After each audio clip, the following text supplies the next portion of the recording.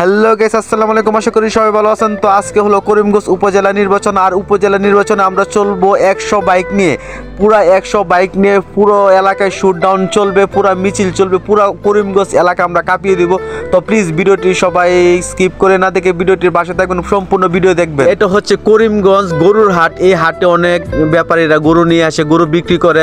তো এই হাটে যে বাইকগুলো দেখতেছেন সেই বাইকগুলো আজকে মাঠে নামবে। তো অলরেডি মাঠে নেমে গেছে। তো দেখেন এখানে কিন্তু আমি প্রথমে বলছি এখানে 100 বাইক হবে, আসলে ভাই এখানে 100 বাইক হয়নি, 200-র উপরে বাইক হয়েছে। তো এই পুরো ভিডিওতে কি হয় কি না হয়, এই মিছিলে কোনো ঝগড়া হয় কি না, মারামারি হয় কি না, কাটাকাটি হয়, বাইক অ্যাক্সিডেন্ট হয় কি না, সম্পূর্ণ সব কিছু এই ভিডিওতে আমরা তুলে ধরবো। প্লিজ ভিডিওটা লাস্ট পর্যন্ত দেখবেন এবং যদি পারেন ভালোবেসে চ্যানেলটিকে সাবস্ক্রাইব করে দিবেন।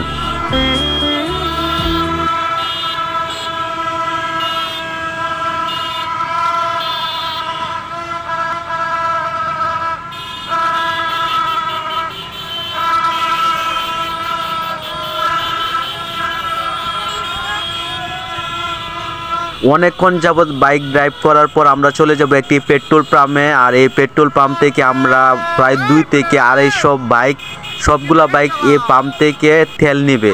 তো এই তেলের সম্পূর্ণ টাকা আমাদের একজন উপজেলা যিনি চেয়ারম্যান উনি টাকাগুলা দিবে। তো প্রায় 250 বাইকের টাকা দিবার, প্রত্যেক বাইকে আপনার 250 করে 250 টাকার তেল দেওয়া হবে।